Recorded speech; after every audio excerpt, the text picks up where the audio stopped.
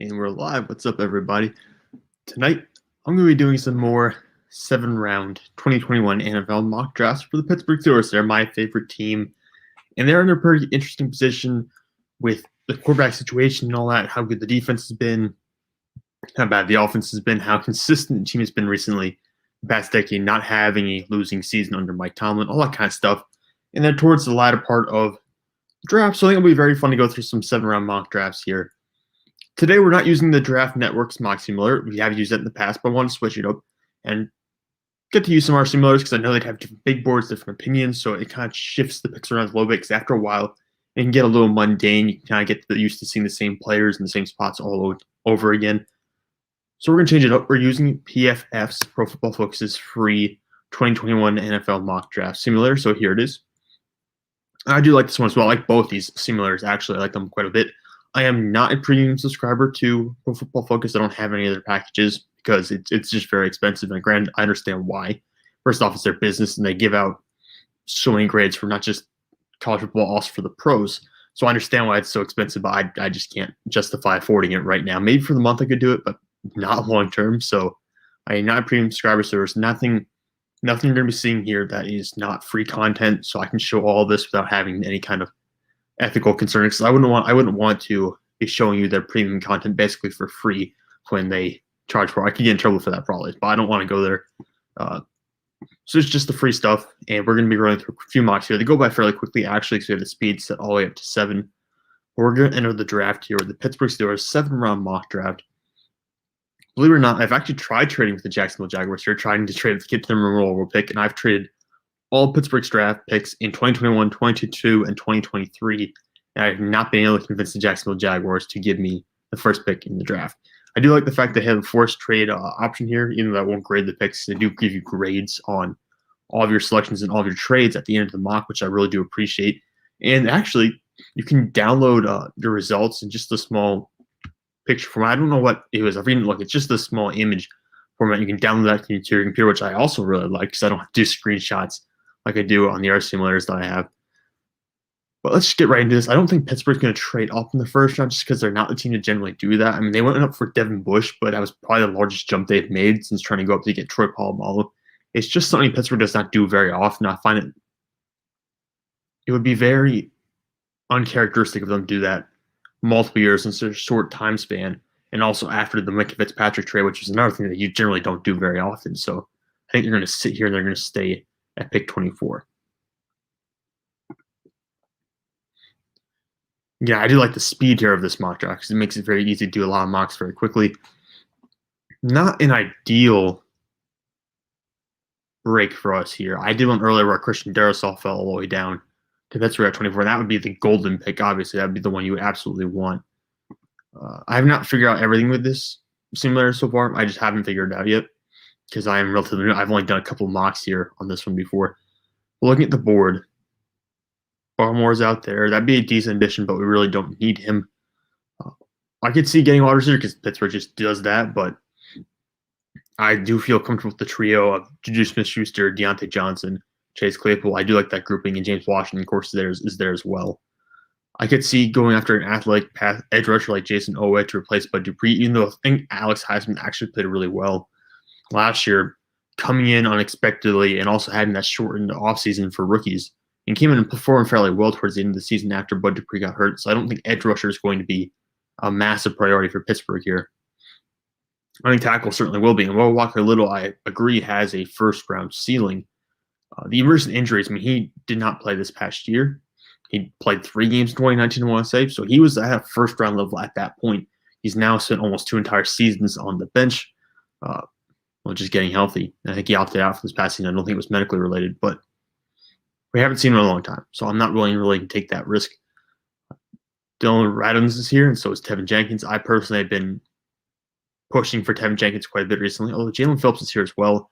I understand the concussion concerns, but that is just he's a great edge. He's the best edge rusher in this class and arguably the best defensive player in this class.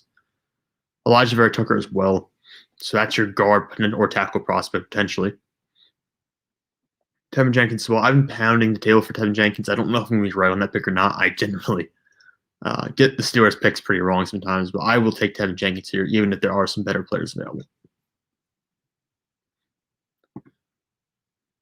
I can see there is one live viewer. I want to thank you for tuning in. We are running through a couple 7-round mock drafts for the Pittsburgh Steelers. Feel free to drop any comments or questions in the chat. I will be dropping by occasionally, look at them. So if you have any questions, like I said, just shoot them my way. I'll see what I can do. Ooh, all right. So Creed Humphrey's on the board. I do like Creed Humphrey. I'm not opposed to taking Creed Humphrey in the second round. I recently did a second round mock draft, written out article format on thegrubelandtruth.com with Kyle Lickman. You can follow him on Twitter, and we had Creed Humphrey going to Pittsburgh in the second round. So I think that's not a reach per se, even though I like there are better players available. I really like Shakir Brown. I really like Jabril Cox. Elijah Molden to me is going to be a special player, whether it's a slot corner or safety. Same with Javon Holland. I know Pittsburgh Steelers fans are going to be pounding the table for John Vontae Williams because that would be a great pick here. You had Kitchell, lead running back at that point. My major concern, though, is here's the thing. The offensive line makes the running back. The running back does not make the offensive line. So in my opinion, I'm of the opinion that you get the offensive line first before you get the running back. There are so many holes right now for Pittsburgh along the offensive line. You potentially need at least one tackle. You have a guard after last year stepping up and he's going to be playing a role now. So you feel somewhat comfortable with that because you did invest a draft pick in him last year, so presumably have some faith in him coming in and being able to play it at a decent level where you can start him. And it was I think it was a third-round pick that they spent on Kevin Dotson? I can't remember. But they brought him in, so I think you can say both the guard spots might be taken care of. You definitely need to center them in this draft. I think you need a left tackle. I trust Zach Banner. I really do. I like Zach Banner quite a bit. Maybe that's me being just a fan, but I do really like him. So I hope he does well for us. But even then, we got the tackle already. Oh, Landon Dickerson went at 54. Oh, that would have been perfect. He had fallen 55. All right. It's a bit of reach here. We're probably not going to get great grade for this pick, but I think I'll take Creed Humphrey. Unless I can move down. Let me see if I can get a trade here, actually. Or is it not going to load? It's not going to load. Okay. Well, then we're just going to take Creed Humphrey and just roll with it. Position of need over everything else. I understand Javonte Williams is special, but running backs. Let's be realistic with running backs. Very few of them are what they were when they came into the league 6 or 7 years down the line. They just aren't the same players, and you have to pay them a lot of money, and they really aren't just worth that second investment most of the time. Not all the time, but most of the time they aren't. And we've seen instances like with David Johnson or Todd Gurley. Maybe you could say are a bit extreme. I would agree with that, but where that second contract is not paid off. You don't want to be the team that makes that mistake. Even Le'Veon Bell. I mean, he goes to Jets on a massive contract and just is not nearly the same player that he used to be. So I think looking at all these examples, you have to be somewhat worried about using a high draft pick on a running back when there are still guys available in free agency, and there are still going to be guys you can work into the rotation that will be undrafted free agents like Philip Lindsay and James Robinson, or low round picks like Chris Carson. All right, so we're feeling pretty comfortable now with the interior offensive line. Offensive tackle, Zach Banner is going to be one of our guys who've already taken care of the situation, for now at least. I see Kent Gamels off the table. We still got Michael Carter, but he's not an every down back. Michael Carter is not Javonte Williams. He's not going to be in between the tackle kind of back. So I think taking Michael Carter would be a bit of a mistake. He's more of a passing down back. You can get the ball outside to him and be nice, but I don't think that will be happening consistently the way Pittsburgh's offense is looking right now. I would say corner. I mean, quarterback obviously is a huge need as well, but there's not going to be a quarterback on the board that I really want here. Yeah, I'm not going to bother with Jamie Newman. So we will look at corners. Tay Gowan, they're very Tay Gowan or Tay Gowan. They're very high on him. I don't know necessarily how you say his name, but they are very high on him at PFF based on what he did in 2019. He opted out this past season. PFF tends to favor the guys who have production. So guys who have large interception totals, even though guys like TDN are much lower on those kind of guys, but not on all those kind of guys, but on guys like Thomas Graham or Tay Gowan, they're just very lower. They're much lower on those guys because they're evaluating the traits more so, and also the play on the field. Where PFF, you can see it altered by they value positive and negative plays, so they're grading them a little bit differently. They're grading them on what those positive and negative plays do. Obviously, turnovers are very positive plays. The Draft Network does not have that kind of model they're following, so it's different. Well, it's also a good thing we have these different opinions because I mean, the reality is Tate Gowan, third-round pick, might be a bit of a stretch. I think Kelvin Joseph makes more sense, but he's very inconsistent. And frankly, I'm really disappointed with these corners, man. I'm not really feeling any of them. I don't really want to spend an 87th-year-old pick on any of these guys. So let's just look at the overall board. Jamin Davis. Why can't I say his name now? Or Davis is available. I had it down earlier. Davis is available. Even though he's probably more of a guy you prefer in a 3-4, uses a weak side linebacker.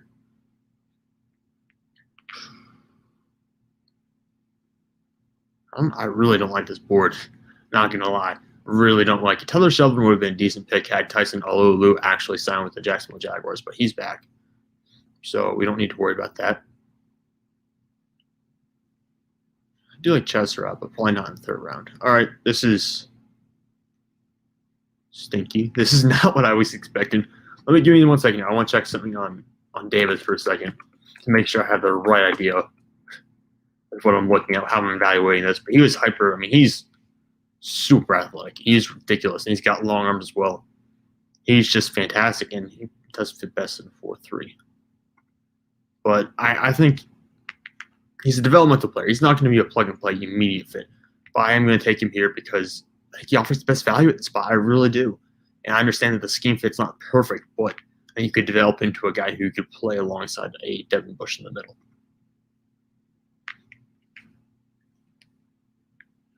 Saw Siracco. I saw Thomas Graham Jr. come off the board there.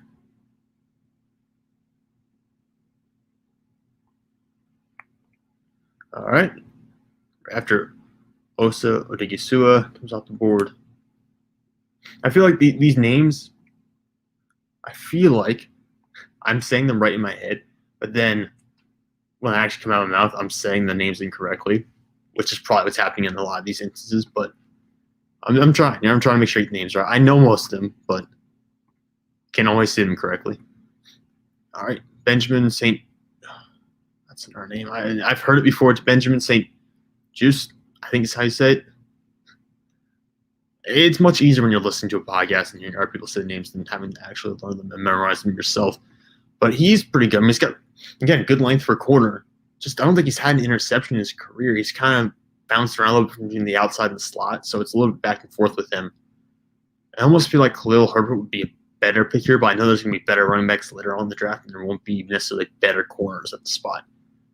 Or we could just go Tate Gowan and Tate Gowan. I'm going to say Tate Gowan for now instead of Tate Gowan. Tate Gowan, go with him.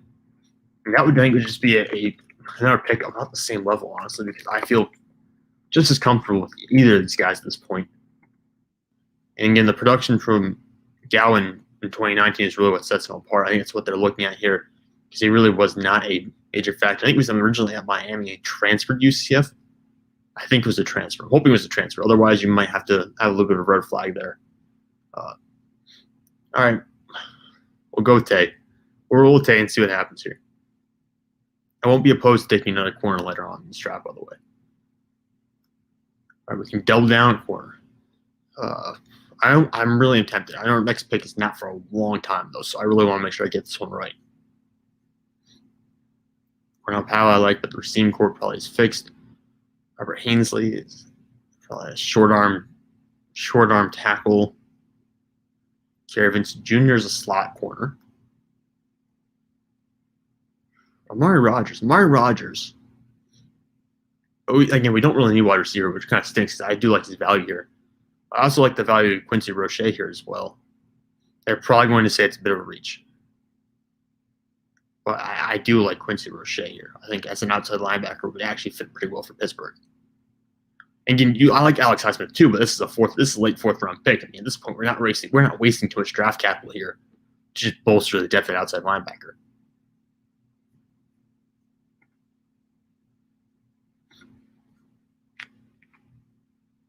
Saw Cornell Powell off the board there.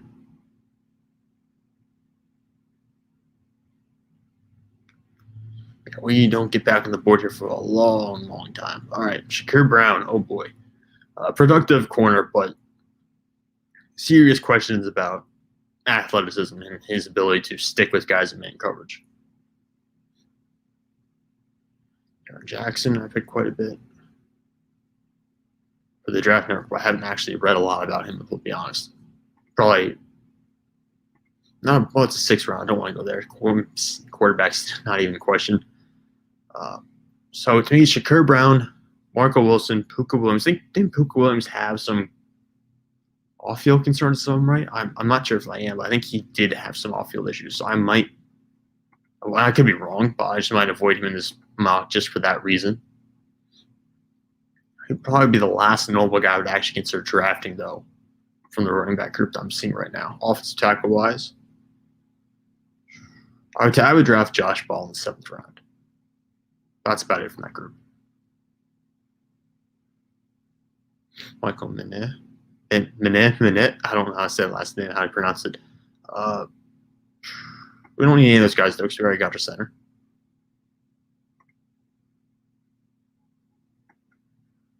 Safety. I'll be honest, it's not the easiest to shift between positional groups here. I do like how the Draft Network has their board laid out a little bit more. Edge, we already talked about. Linebacker. Not great. Okay. When in doubt, draft a cornerback. That's basically how I see it. I mean, you throw enough darts at the cornerback position, you're eventually going to get some guys to stick, some guys in the late rounds. So looking at the corners who are available right now, I got some tight ends in here as well. But Shakir Brown's play worth the pick. I mean, he was productive. He was productive at Michigan State. The traits are not probably there. Maybe Marco Wilson's more traitsy, but I think Shakir Brown had the production, and it's I'm worth giving the risk. It's late 6th round, man. It's worth it. It's worth taking the shot at this point on a productive college player. That just means I can't take a corner in the 7th round, which I'm probably likely to do anyways.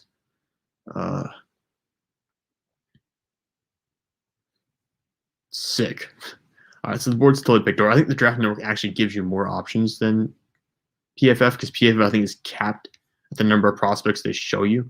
So I think the Draft Network actually offers you more prospects to pick from. But I mean, just late in the round, you're kind of throwing darts anyways, just hoping someone sticks. All right. I said I would take Josh, even though he's very low. I said I would take Josh Ball just because I like his size. I think there's a chance you could get something out of him as a swing tackle. And again, it's what, 6th to last. Ooh, I'm not getting very good grades here. Ugh. All right. Yeah, I don't know. Tevin Jansen was a bit of reach. I said Creed Humphrey be a reach as well. I said Jamin Davis was not going to be a scheme fit. Tate Gowan was. I mean, it wasn't a reach according to their board, but I didn't think it was a perfect fit. Quincy Roche was a bit of reach on their board, but I thought this is not a bad draft. Let me put it that way. This is not a bad draft. The issue is that you're taking a lot of risks. That's the issue here. Because you think about it. Like I said, Josh Ball is worth a 7th round pick, but that doesn't mean he's going to be anything. Same with Teron Jackson. Shakir Brown, productive player in college, not necessarily traitsy enough that you don't know how he's going to translate to the NFL. Quincy Roche, relatively light for an edge rusher, going to be an outside linebacker, was not uber productive in college. Tate Gowan was good in 2019, but didn't play in 2020. Only has 1 year of tape that really matters. Same with Jamin Davis, 1 year of tape. Creed Humphrey, left-handed center. It's a little questionable there, and I did reach for him because I think it was like 70th on their board. I picked him at 55. Tevin Jenkins, bit of reach. Could play guard. Maybe might end up as a guard, not even guaranteed to be a tackle. All right, let's see if we can do better. Let's try that again.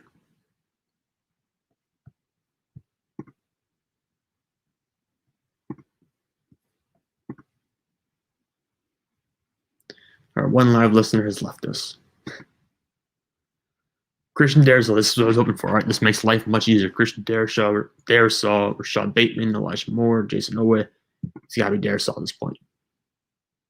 The only pick that makes sense at that spot.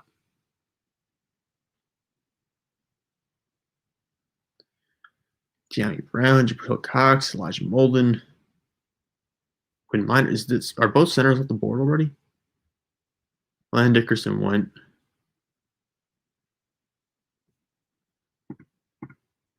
I'm missing something. He created on for go already? Wow, he did. All right.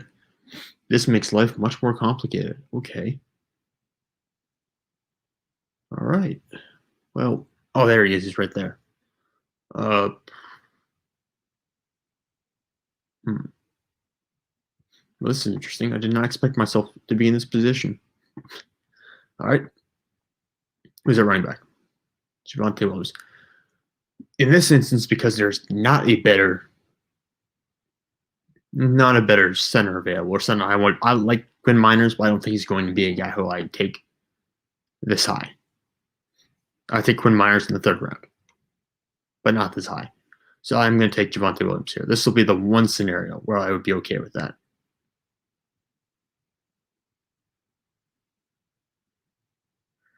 I do have to check something though. Where do they have 160? All right. We're at 87. All right, so I can get 2 more picks in before I have to go get Drake Jackson.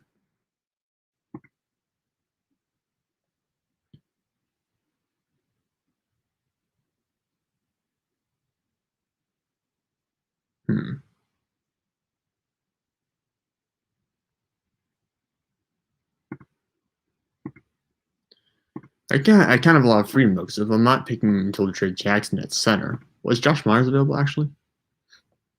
He is, but I could probably get him next round. So I'll wait. Why do I just go full offense line? Get Kendrick Green here and just keep going. Keep mowing along. I might actually do that because it's all the same corners again. It's going to be the same edge rushers. Cam Sample.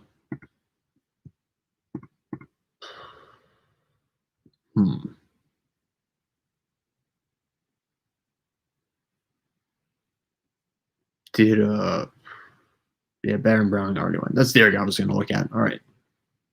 So we will go full offensive line here. We'll just do a full offensive line draft. Kendrick Green. And hope Drake Jackson does not come off the board too prematurely.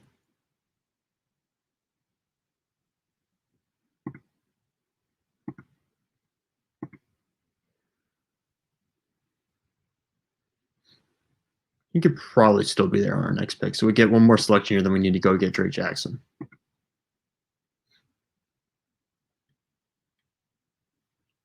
Looking around. I don't want to make the same picks over and over again, but I feel like we're already reaching a point where I might, because it's got to be cornering, and it has to be. And Tate Gowan is going to be the top guy there, yeah. So I think this is gonna have to be the pick here, because it has to be a corner here at this point. And we just hope Drake Jackson's still available, which he should be. I don't think I saw his name go off the board. And it's a reach here, but I'm willing to take that reach just to make sure I get a center that I like.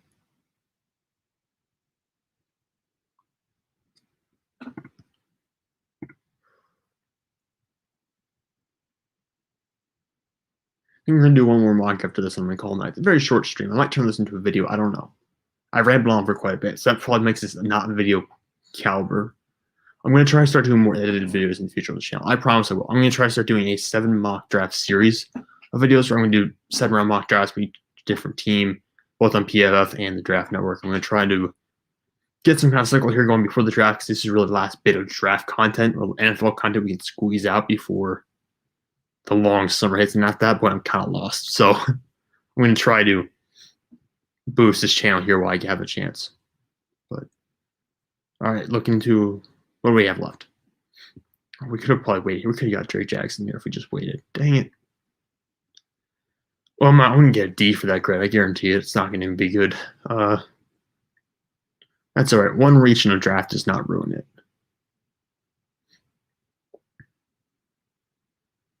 If we can get Sam Ehlinger next pick, that'd be nice. Just to see what, I mean, he offers value. At that late in the draft, he offers value. It's worth it at that point. Let's look at wide receiver. Frank Darby. Wide receiver picked over.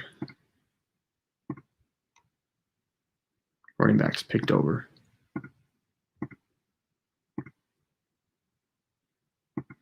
Tight end doesn't really matter. There's only so many viable tight ends every draft, anyways. It's gonna be Terran Jackson again, isn't it? Probably. Yeah. Let's just let me look at the corners real quick. Make sure Kerry Vince Jr. is not available. He's not. I'll take Marco. Oh, Marco Wilson. He's the shoot thrower. He's the one who threw the cleat that caused Florida the chance at, well, really making it to the College Football Playoffs. But I will take him here. Fairly tradesy player.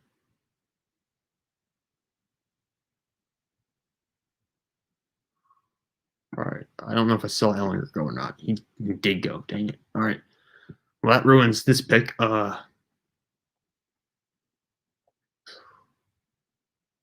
can I take that will get me higher than this C?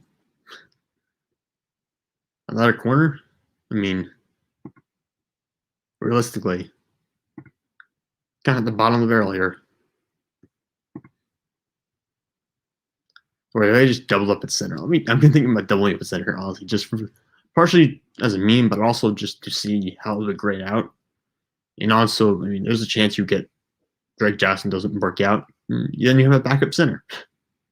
You completely fix your center depth in one draft class. Bite the bullet for 1 year.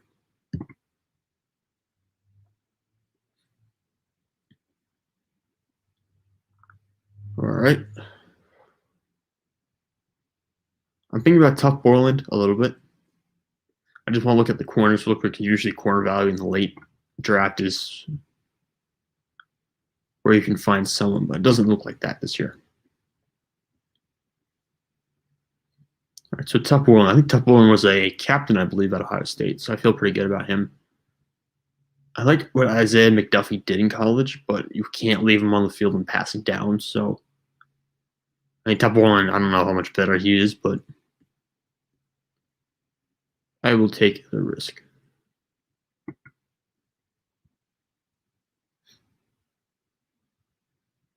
All right, well, we have 1A and a bunch of C pluses again.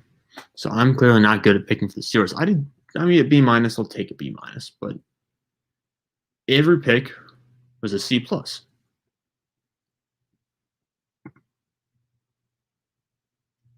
Besides the first round. So I'll be very interested to see what would a good draft look like from PFF then in those situations.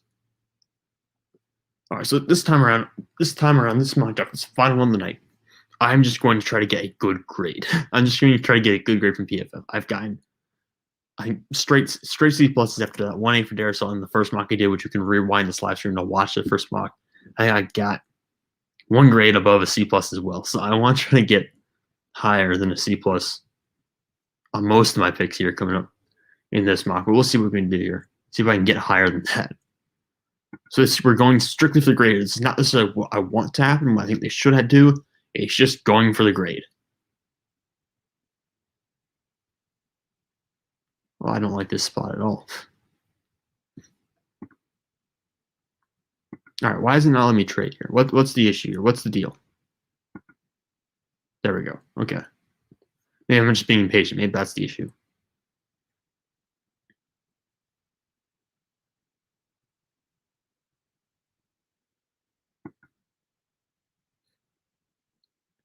New York Jets.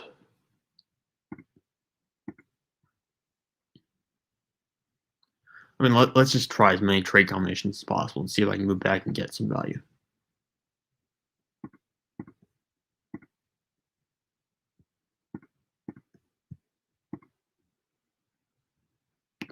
Really, this is my last chance here to move back. All right, they're not interested. Here's gonna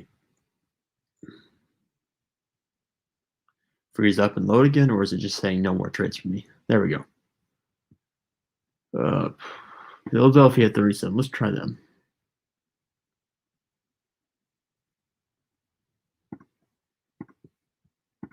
See what Howie Roseman wants to do.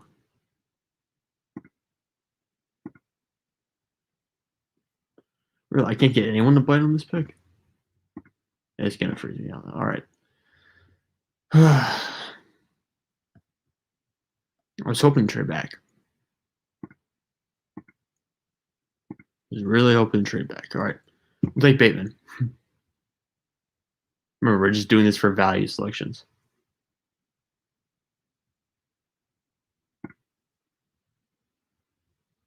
See if I can get a good grade here. That's what I want, a good grade. Now there's two people watching. You're watching play on the worst mock of the night. I'm just going strictly trying to get a good grade from PFF here. I'm not even trying to make it positional fit, which is what I did in the first two mocks. If you're watching live now, I suggest you rewind and watch the first two, where I actually went and tried my hardest to make a couple good draft classes for the Pittsburgh Steelers. I'm not doing that right now. I'm just trying to get higher than the C+ for PFF. So I suggest you rewind and try to watch over again. But right now, we're just trying to see if I can get a decent grade, because I don't know what they're looking for Pittsburgh. I've gotten good grades for Jacksonville and the Dolphins before, but that's not too hard, honestly, because they have so many draft picks. But we'll see what we can do for Pittsburgh here. Just draft-wise, I just want to see if I can get a good grade from the PFF simulator.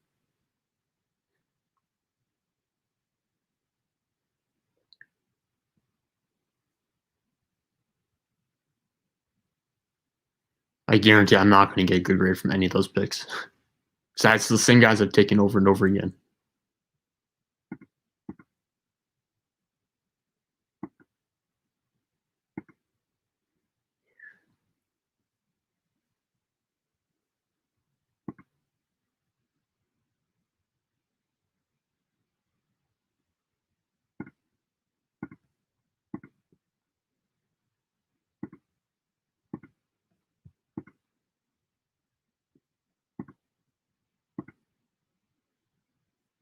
I really can't get any agreeable trades today, can I?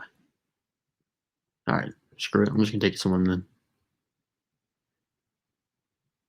Remember, just going for the grade here. Just try and get a good grade from PFF.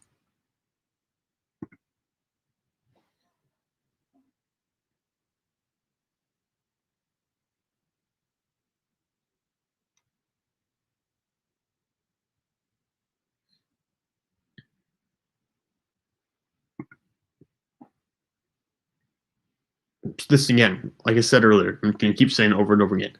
I'm just trying to get a good grade from PFF. I don't think the Pittsburgh Steelers should do any of this while I'm doing this mock draft.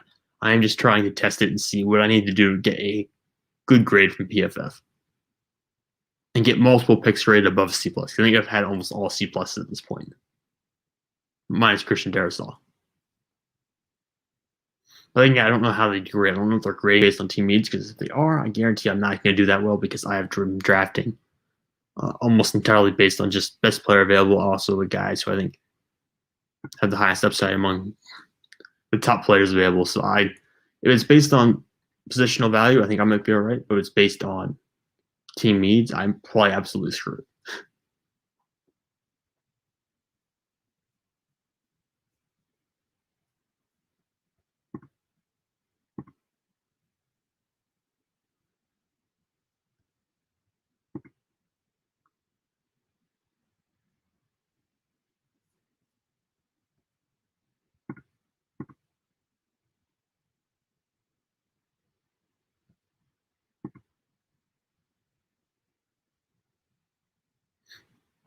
All right, we got some variety here. Let's see. Hey, look at that. I scored high by drafting back-to-back quarterbacks in the 7th round in Ellinger and Hukel. Is that how you say it? I've heard his name before. I watched the highlights. I know he used to play at Texas. I know who Shane is. I just can't say the last name. Is it Buchel? I think it's Buchel. I could be wrong. But yeah, we got some variation. This is what I was looking for. We got an A-, even though this is not what I think Pittsburgh should do whatsoever. There's not even an offensive tackle in this draft class. There's not even a center in this draft class, but it's still got an A- grade. So I'm guessing it's not based on positional need. It's more based on value of the player you're taking and where you're taking them. I think that's probably what we're looking at here. Not positional need whatsoever, because Pittsburgh doesn't. Why would you draft two safeties? It doesn't make any sense. Why would you draft two quarterbacks in the 7th round? I mean, I can actually probably justify that, considering the fact that the 7th round is such a crapshoot, anyways. That if you take two quarterbacks in the 7th round, they're probably going to miss anyways. But so the guys you probably would take in an ordinary situation. So again, this is all just for fun, just to see if I could shake up my grade a little bit, see if I can improve my grade, and just test how the whole system works. And I did get some differentiation here. Only 3 C's, got 2 A's, and 3 Bs. So this is actually accomplished about what I was trying to do. So I am a little bit happy with this mocking out turned out how my grades different. So that was what I was trying to do. So I feel accomplished in that sense. I'm definitely not posting it on Twitter, though. There's no way I am posting this on Twitter because I will get mauled for my Pittsburgh Steelers Twitter fans. I don't want to subject myself to that. But yeah, so I'm just testing out the mock draft a little bit here for PFF. We have the 2, not screenshots, we're going to call them images from the first 2 mocks that we did. And I will be uploading those to Twitter. You can check them out below. My Twitter account is, of course, linked below. And I will also link the tweet with the 2 images for the mock drafts that we did tonight. You can check those out. And leave a comment. Tell me what I did wrong. Tell me what I did right. Leave a comment on this. Actually, no, don't leave a comment on the stream. I don't think you can do that. I forget how YouTube streams work. But I would appreciate you just come over on Twitter and shoot me questions or whatever. I like to answer that kind of stuff. I just don't have a big enough following to do like a mailbag or anything like that. I would love to be a part of something like that where I can answer questions on a mailbag, but I just don't have the reach, the community, the following to do something like that. So if you have made it this far on the stream, please go over and follow me on Twitter. Shoot me some questions, even after the draft. I don't care. I would love to answer some of your questions. But again, thank you all. Oh, some viewers jumped in. I'm sorry, man. I'm about to turn it off here, but you can go back. I suggest watching the 2 mock drafts I actually did do. I did 3. Third one was kind of goofing off. Check out the first 2. I was trying for real. And if you can, follow me on Twitter. The link is down below in the stream. And you're gone. I see the viewer just left. But that's what I get for being self-promotion. But again, follow me on Twitter. Follow this YouTube channel. I am going to be trying to post some actual film videos, not just live stream. I promise you, I'm going to try to do some 7-round mock draft videos and stuff like that. So please follow. I would appreciate it. Have a good night, guys.